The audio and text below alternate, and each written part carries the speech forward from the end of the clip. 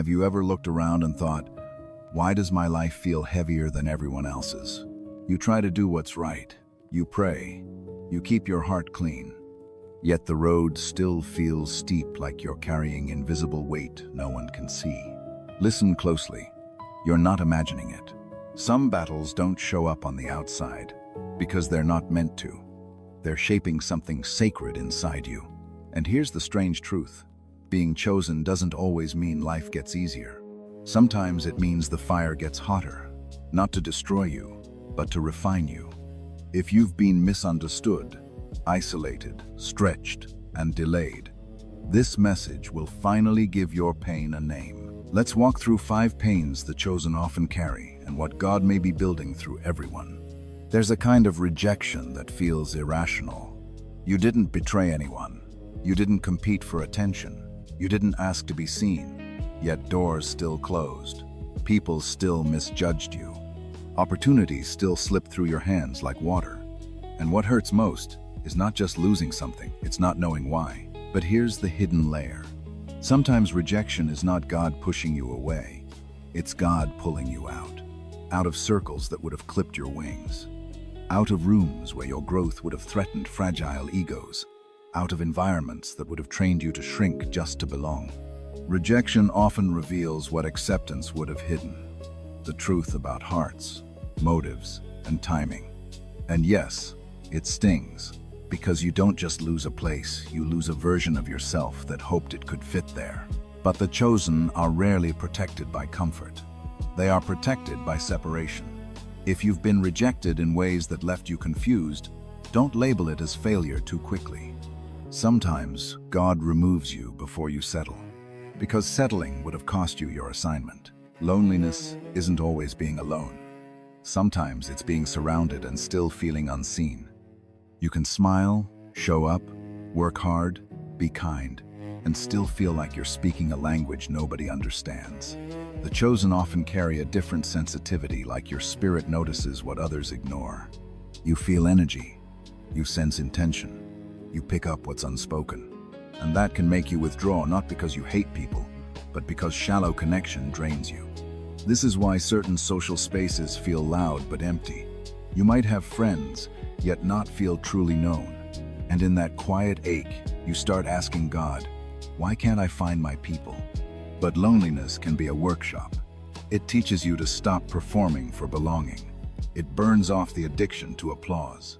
It trains you to find your worth when no one is clapping. Because if your calling requires strength, your foundation can't be built on constant validation. The lonely season is where your identity becomes rooted, not rented. And when you finally do connect with the right people, you won't cling, you'll contribute.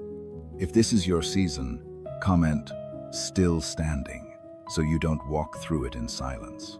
And if you want more messages like this, subscribe, because the next part gets even deeper. This is the pain people don't see, the war inside. The chosen often carry a mind that won't turn off. You reflect, you question, you analyze. You try to align your actions with your values, and that creates tension. Because your heart wants peace, but your purpose demands growth. Part of you wants comfort, but another part refuses to live small. And some days, that inner pressure feels like being pulled in 2 directions. You want to trust, but your history whispers fear.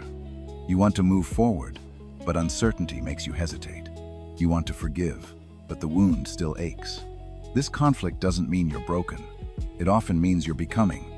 Growth creates friction. Transformation creates resistance. Like metal being shaped, you feel the heat of change. And what God is developing through this struggle is not perfection, it's depth, discernment, humility, emotional maturity. Because the higher your influence, the more your inner world must be stable. The chosen are often trained internally before they are seen externally. That is why your most intense battles might not be around you, they might be within you. But you're not losing, you're learning. Every time you choose faith over fear, discipline over distraction, truth over comfort, you're building spiritual muscle, quietly, invisibly, powerfully. There's a special kind of pain when you have to let go of something that wasn't bad. Not every door you walk away from is sinful. Not every relationship you release is toxic. Sometimes you let go because it's good but not God. This is where the chosen get tested. Can you release what feels safe in order to receive what is sacred? Renunciation is the moment you stop negotiating with your destiny. It can look like stepping away from a lifestyle, a habit, a social circle, a shortcut, or even a dream that no longer fits who you're becoming. And it hurts, because your old life isn't just a place, it's familiarity. It's routine. It's identity. Letting go can feel like a small death. But the reason God asks for surrender is not to take from you, it's to free you. Because some blessings only arrive when your hands are open. Some doors only open when you stop holding the handle of the last one. When God calls you higher, you can't carry everything with you. Not because you're weak, but because you're going to need room for what's coming. Renunciation is a sign of trust. God, I don't need to control the outcome. I will obey the process. That's not easy, but it's holy. Waiting is one of the most misunderstood pains. People think waiting is doing nothing. But waiting is often the hardest work you'll ever do, because it demands endurance without evidence. It's when you keep showing up without applause. You keep praying without immediate answers. You keep building while others are passing you by. Waiting can feel like silence, and silence can feel like abandonment. But often, it's preparation. Think about it. If God answered every prayer instantly, you might receive things you're not ready to maintain. You might step into doors that your character can't sustain. You might gain favor that your discipline can't protect. Waiting isn't punishment. It's shaping. It's where your motives get purified. It's where your patience becomes power. It's where your faith stops being emotional and becomes anchored. And yes, there will be days you feel tired. Days you wonder if you missed your moment. Days you compare your timeline to someone else's highlight reel. But your timeline is not a mistake.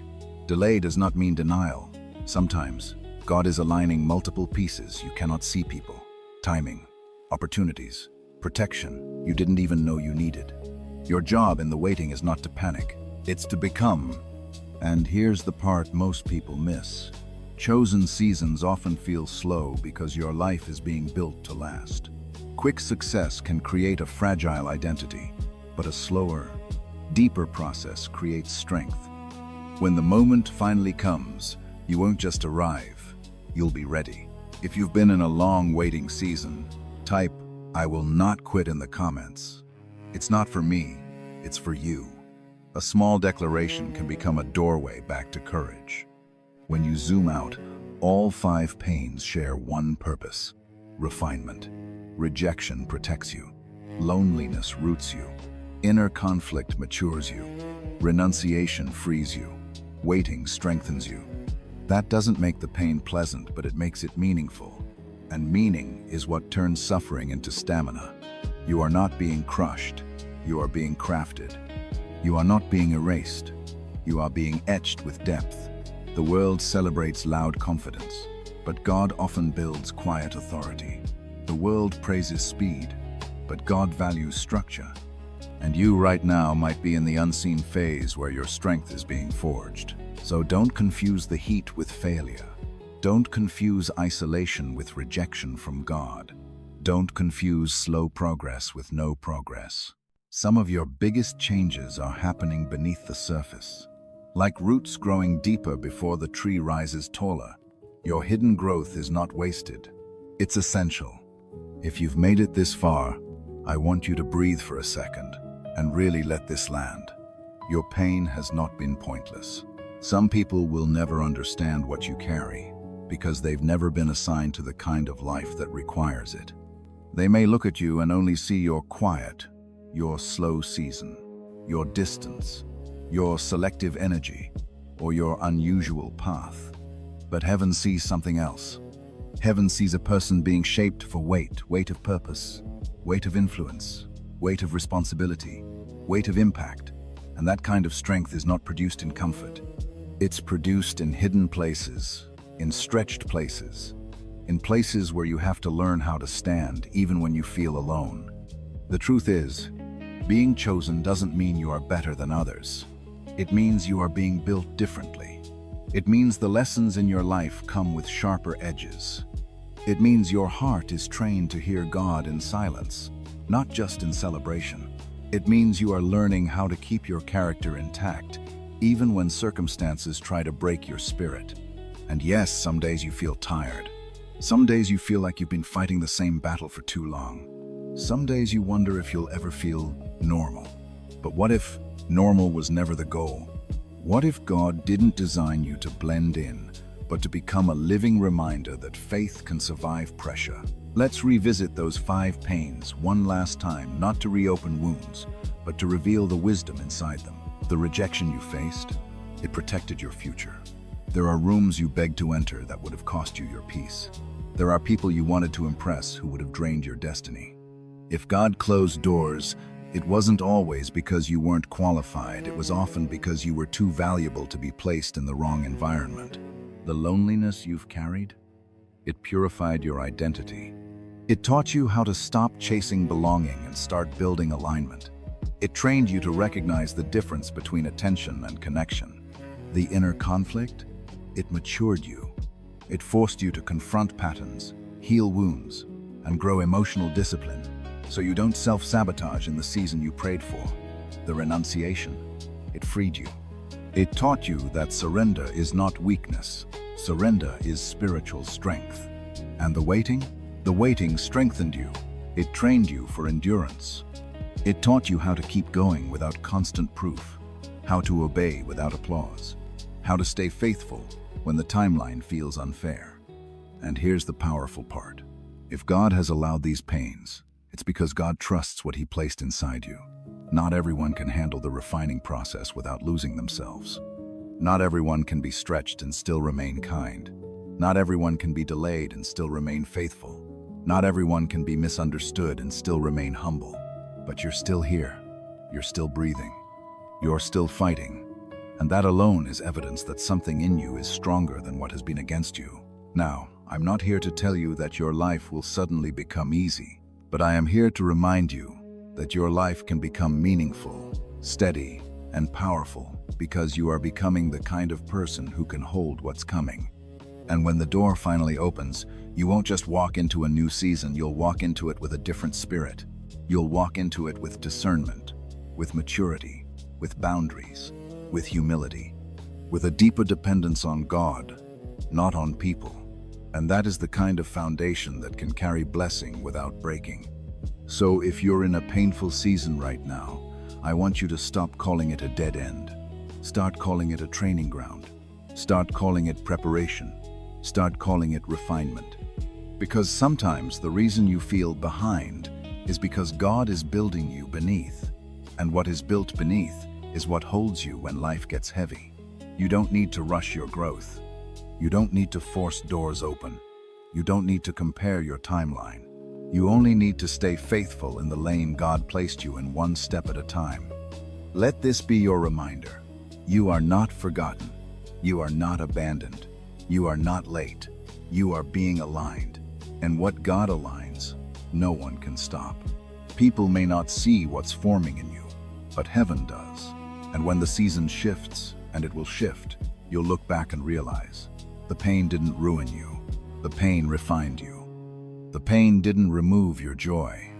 It protected your joy from shallow things. The pain didn't steal your future. It redirected you toward the one you were truly meant to live. If this message spoke to your season, do 3 things right now.